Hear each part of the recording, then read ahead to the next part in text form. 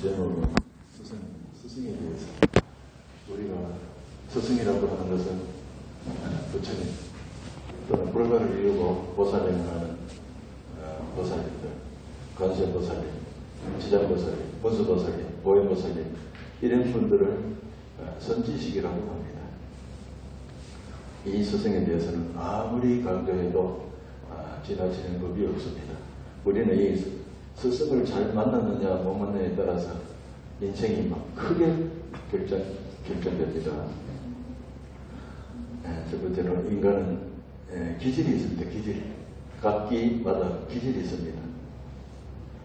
우리 민족, 우리 한민족은 제사장 쪽의 민족입니다. 제사장. 옛날에는 왕과 제사장이 같이 있었어요. 권력이 똑같았습니다. 제사장이 있고 왕도 있고 제사장도 있고. 그래서 지금 보면 인디아들 보면 추장 옆에 보면 항상 무당이 있습니다. 옆에. 그러니까 추장이 물어봅니다. 그게 물어보고 무당한테 꼭 물어보고 그걸 결정하네요. 옛날에는 이제 그러니까 지금부터 한 몇천 년 전에는 전부 그랬습니다. 고려시대 사극 같은 데도 고구려인가 좀 보면 그런 이야기가 나오죠. 그게 권력이 똑같았어요. 그런데 나중에 왕이 싹 자기 이제 없애버리고 자기 혼자 독식합니다.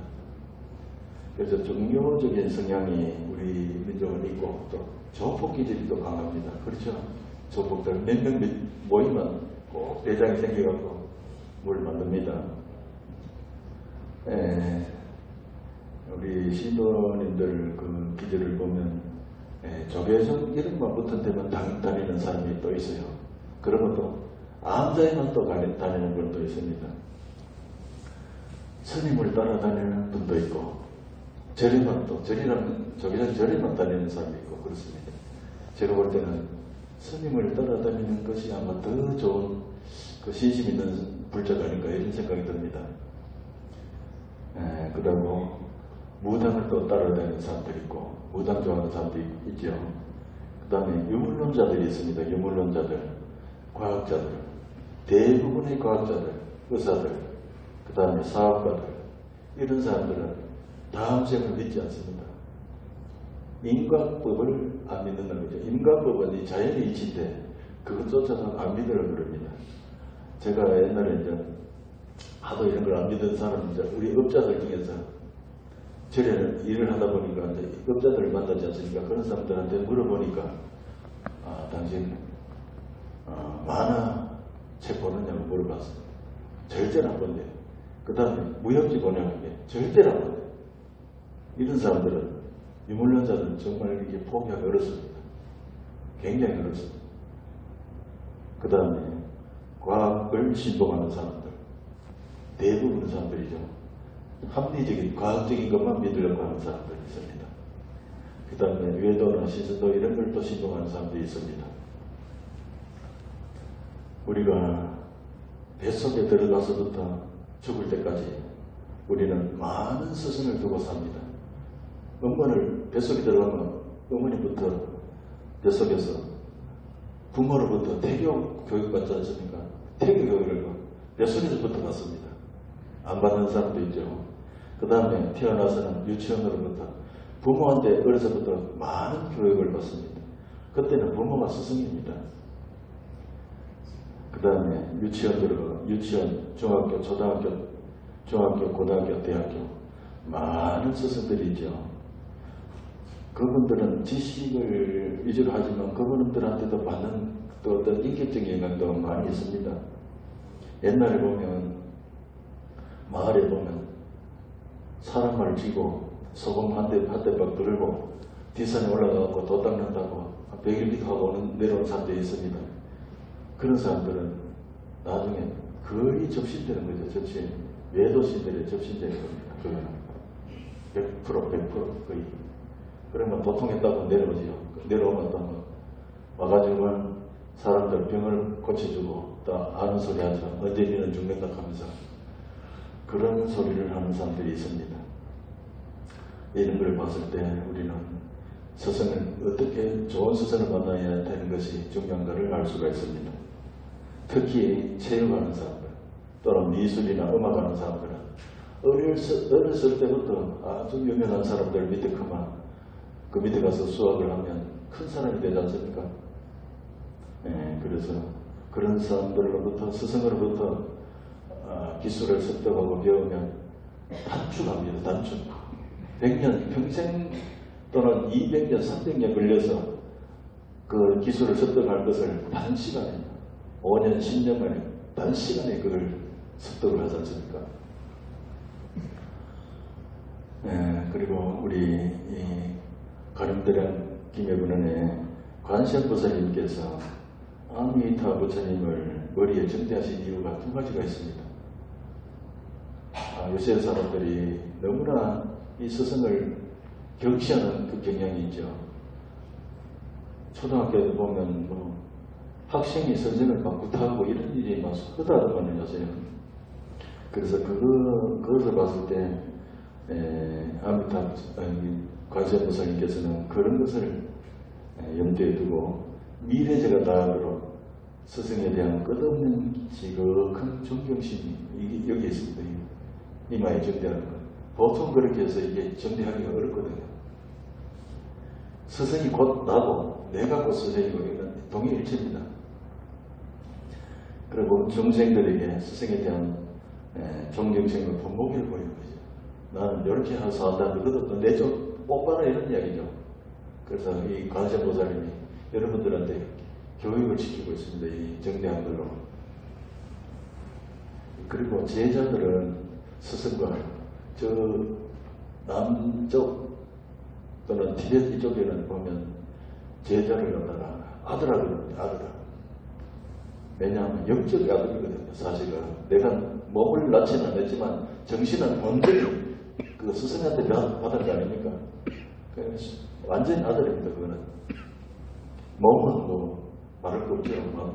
몸은 이야기할 거 없습니다. 스승에 대한 경전의 말씀을 살펴보면 자방경 27권에 보면 이런 얘기가 있습니다. 아난존자가 부처님께 말씀드렸다. 좋은 도반은 수행의 절반이라 생각합니다. 부처님께서 말씀하셨습니다. 아니다. 좋은 도반은 수행의 절반이 아니고 수행의 전부이다. 스승을 만나는 공부하는 하면 스승을 만나야 된단 말이죠. 그래서 스승이 중요합니다. 그 다음에 상육단 니까의 불방일경에 나오는 또 이야기가 있습니다. 좋은 친구와 사귀는 것, 좋은 종로들과 사귀는 것, 좋은 것과 사귀는 것은 청정부명의 전부이다.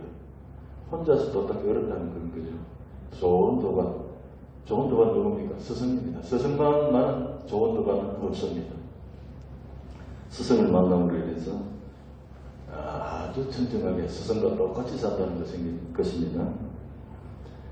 또 불가에서 구전으로서 내려오는 얘기가 있습니다. 스승을 잘 만나면 도를 얻은 것 같다. 이거는 하도하는 사람들 옛날 제가 선방에 있을 때 그때 이제 전에 들은 그런 이야기들입니다. 스승을 잘 만나면 이미 도를 얻은 것 같다. 이런 말이 있습니다. 거의 뭐 일맥상통한 말이죠. 문수보살 예천경 페이지 27페이지 보면 선지식을 만났으면 떨어지지 말아라. 그런 말씀이 있습니다. 선지식을 만났으면 거기에 대한 그 기도를 하든지 그 부처님께 매달리면 다음 생에 이제 뭐라고 하는 거면 그거는 내 제자다 왜 이렇게 이야기합니다. 우리 보면 많잖아요. 과거생에 지장보살님을 일심으로 찾고 일생을 살았다면 그 지장보살님 저는 내 제자다 이렇게 이야기합니다. 관세음보살은 마찬가지죠.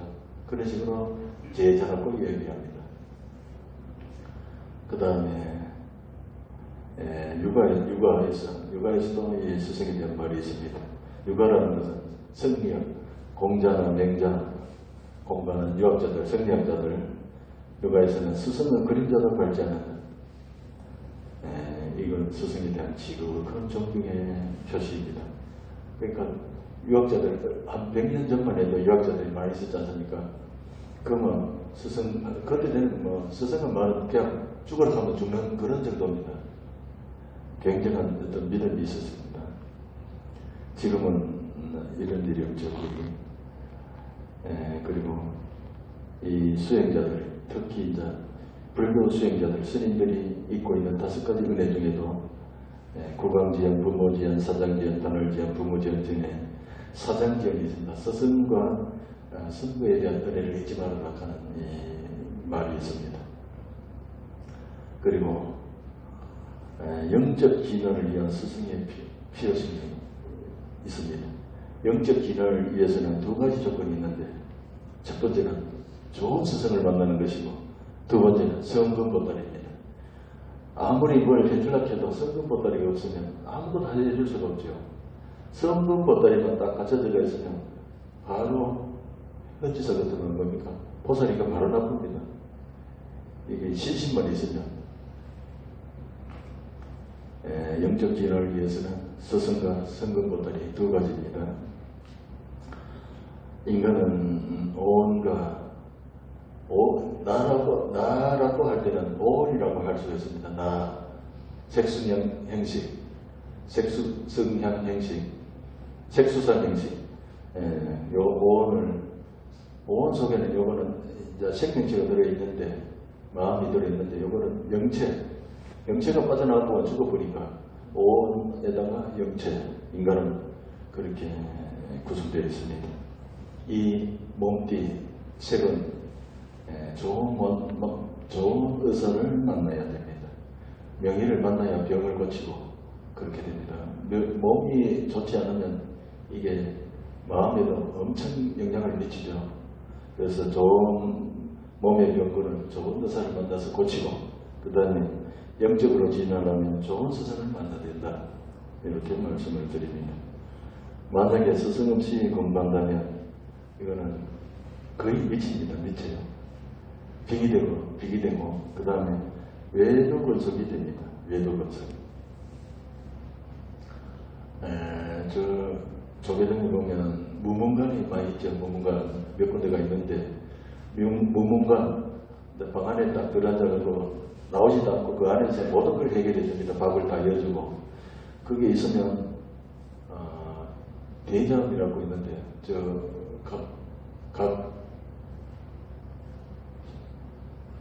대전에 있는 그 뭡니까? 갑사 위에 대장이 있어요. 거기에 보면 무문관이 있는데요. 1년에 거의 1명씩 내지 2명씩 미칩니다. 거기서 1년 100일 동안 있다 보면 도저히 못 견디고 있다가 이게 돌아버리는 거예요. 돌아버려요. 가갖고 열심히 이먹고 하다가 보면 돌아버릴게요. 그리고 이 하늘 신통에, 하늘 천상에는, 욕계 하늘 천상에는 신통이 있습니다. 신통이 자제한데, 이 욕계 하늘 신통으로는 선정에 들 수가 없어요. 선정.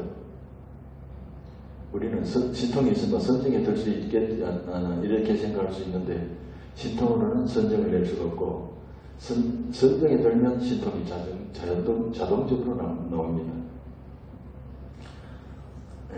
그리고 성가를 이룬 스승을 영적 스승으로 삼아야 자신도 성가를 얻는다.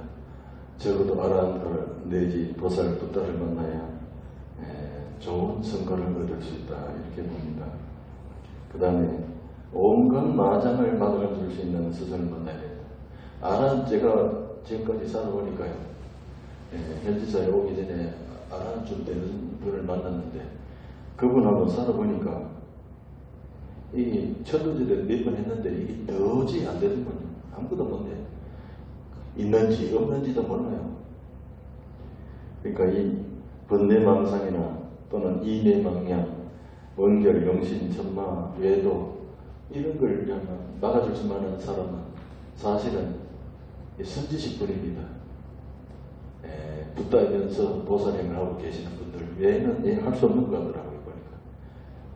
공부 지도는 조금 할 수 있어요. 그게 어떻게 공부해라, 자기 한식으로 공부를 시키면 되는데, 위 마장을 막아주는 거는 도저히 할 수가 없어요. 그래서 좋은 스승을 만나야 된다는 이야기입니다. 그 다음에 한 중생을 제도하려 백천생을 따라다니며 끝끝내 건져내는 그런 스승을 만나야 된답니다. 대자대비와 구원력을 갖추고 있는 그런 스승을 만나야 된답니다. 그러니까 외도 같으면 외도들도 물론 그럴 수가 있겠지만 사람이 한 생각고는 이거 극락세계 가기가 어렵거든요. 사람으로 태어나고 또 사람 태어나고 두 번, 세 번, 네 번 또는 10번 잘못되면 또 한참 오래 걸리잖아요. 그걸 이제 살펴서 이렇게 건져줄 수 있는 사람 잘 좋은 쪽으로 갈 수 있도록 그렇게 유도해 줄 수 있는 그런 스승을 만나야 된다는 겁니다. 한 생만 아니고 원생만 아니고 다음 생도 그 다음 생도 이렇게 책임질 수 있는 그런 스승, 그런 스승을 만나야 된다는 겁니다. 그 다음에 마찬가지 이야기인데 사주팔조를 바꿀 수 있는 운명을, 자기 운명을 바꿀 수 있는 그런 스승을 만나야 된다는 겁니다. 여러분들은 이미 이런 분들을 만났습니다. 이런 스승을 만났는데 얼마나 유지하는가는 이제 여러분들에게 달려가 있죠. 끝까지 놓지 말고 가시기 바랍니다. 그 다음에 오늘은 2600년 전에 마갈타국의 빈비사라 왕의 이야기입니다. 빈비사라 왕하고 이사카 장자하고 이사카 장자의 아내 담마데이는 과거 생에 아가세나 왕의 아들들이었습니다. 아들로 왕자로 태어났어요. 그런데 이제 첫 번째 왕자가 풋사 부처님이 됐어요. 그래서 이제 그 공양을 부처님께 공양 올린 사람들은 부유한 집에 태어나고 귀한 집에 태어나고 그랬는데 그때 부처님이 태어나면 그 비방하는 사람이 꼭 있죠. 그래서 그 비방하는 사람들은 지옥을 거쳐서 아기로 태어납니다. 이 아기들이 빈비사라 왕이 이제 자기들을 구해줄 수 있을 거라고 하는 희망을 가졌어요. 그래서 이 빈비사라 왕은 아기 존재를 모르지 않습니까? 아기들이 이제 아무런 조치가 없자 큰 소리로 비명을 질렀어요. 왕에게. 그것도 밤에 자는데 빈비사라 왕에게만 이 소리가 들렸어요. 다른 사람 귀에는 전혀 들리지 않고. 그래서 하룻밤을 뜬다는 지시해보는 부처님을 찾아갔습니다. 그래서 간밤에 이야기를 말씀드리고 나니까 부처님께서 말씀하시기를 정등한 스님들께 정성을 다하여 공양을 올리고 그 공덕을 죽은 친척들 아기들에게 돌리면 그들도 이익을 얻을 수 있으며 고통과 괴로움에서 벗어날 길을 얻을 수 있다. 이렇게 말씀하십니다. 그래서 다음날 빈비사라 왕은 부처님과 제자들을 자기 집에 초대했습니다. 부처님께서는 왕궁 밖에 담장에 아기들이 다닥다닥 붙어있는 것을 신통으로 보여줬습니다. 그리고 왕은 맑은 물을 바닥에 뿌리면서 이 공덕이 죽은 내 친척들에게 회양되기를, 이것이 내 친척들을 위한 것이기를, 이렇게 하면서 물을 바닥에 뿌렸는데 그 순간 왕이 뿌린 한 그릇의 물은 커다란 연못이 됐습니다. 아기들이 거기 들어가서 연못에 들어가서 물도 마음껏 먹고 그 다음에 몸도 깨끗이 씻었습니다. 그리고 공양하면서도 음식을 먹으면서도 이렇게 회양을 했습니다. 그래서 그러고 난 뒤에 몇 번 하고 난 뒤에 부처님께서 이 보시에 대한 공덕을 얘기했습니다. 그래서 아기들은 이 아기보에서 벗어났다는 말씀이 경전에는 전해지고 있습니다. 오늘 날씨도 좋고 시간이 나시는 분들은 등피 뒤집기 좀 해주시기 바랍니다. 등피 뒤집기요. 촛불 등을 이제 달아야 되는데 등피 뒤집기가 남아 있습니다. 하루 좋은 하루 되시고 즐거운 하루 되시기 바랍니다. 이상입니다.